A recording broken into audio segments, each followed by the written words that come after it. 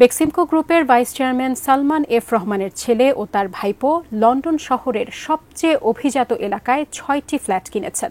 এর মধ্যে সবচেয়ে মূল্যবান ফ্ল্যাটের দাম ৪১৬ কোটি টাকা। সালমান এফ রহমানের ছেলে আহমেদ শায়ান ফজলুর রহমান এবং ভাতিজা আহমেদ শাহরিয়ার রহমান দুজনই ব্রিটিশ নাগরিক। প্রশ্ন হচ্ছে, ব্রিটিশ পাসপোর্টধারী শাহরিয়ার এবং শায়ান কি করে এত অর্থ ব্যয়ের সক্ষমতা অর্জন করলেন? বিস্তারিত শেখ ফরিদের রিপোর্টে। বাকিংহাম প্যালেসের সবচেয়ে দামি এলাকার একটি হল লন্ডনের ওয়ান গ্রোসভ্যানর স্কোয়ার এলাকা।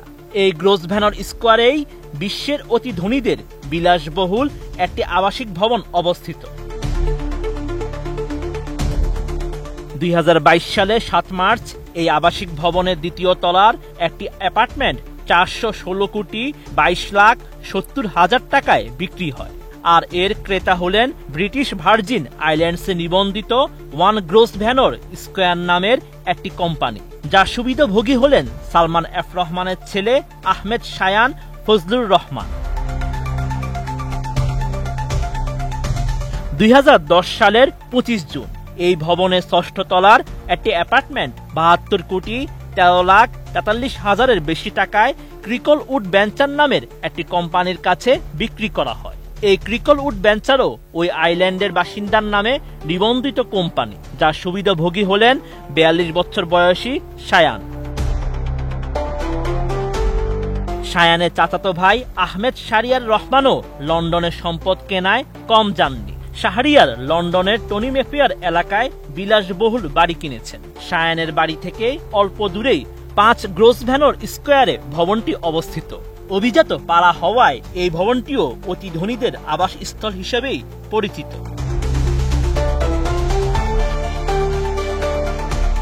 কাঠ ও পিভিসি ম্যাটেরিয়ালের সংমিশ্রণে তৈরি আধুনিক আরএফএল উডিডো, কাঠের চেয়েও কঠোর। এইসব ফ্ল্যাট বাড়ির পাশাপাশি বিলাসী পণ্যের বিশ্বখ্যাত কোম্পানি লোরোপিয়ানার বিলিয়নিয়র্স লোপার্স আর Savile Row tailor, Turnbull and এসারের বেসপোক শার্ট এবং স্যুট পরা শাহরিয়ার টানেন ডেভিডভ সিগারেট।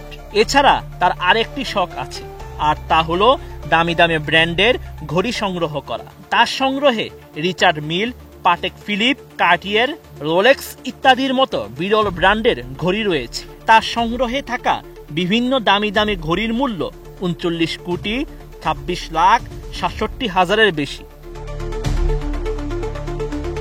এদিকে বাংলাদেশ ব্যাংকের রেকর্ড থেকে দেখা যায়, বেক্সিমকো সহযোগী প্রতিষ্ঠান বেক্সিমকো ফার্মাসিউটিক্যালসের শ্রীলঙ্কায় কারখানা স্থাপনের জন্য ৬ মিলিয়ন মার্কিন ডলার পাঠানোর অনুমতিপত্র আছে। বিদেশি সম্পদ কিনতে কেন্দ্রীয় ব্যাংক থেকে শায়ান এবং শাহরিয়ার কোনো অনুমতি নেননি। তার মানে সেসব অর্থ বাংলাদেশ থেকে পাচার করা হয়েছিল, কারণ যুক্তরাজ্যে তারা এমন কোনো চাকরিতেও যুক্ত ছিলেন না যেখান থেকে এত বিপুল পরিমাণ অর্থ আসবে। ধারণা করা হচ্ছে বিদেশি সম্পদ কেনার অর্থ তারা তাদের বাবাদের কাছ থেকে পেয়েছেন। অন্যদিকে গত ১৫ই আগস্ট জনতা ব্যাংক ছাড়ল বেক্সিমকো শিরোনামে একটি প্রতিবেদন প্রকাশ করে দ্য ডেইলি স্টার। ওই দুই ভাই কোথা থেকে বিদেশি সম্পদ কেনার অর্থ পেয়েছেন তারই ইঙ্গিত পাওয়া যায় ওই প্রতিবেদন থেকে। Sheikh Farid, ATN news.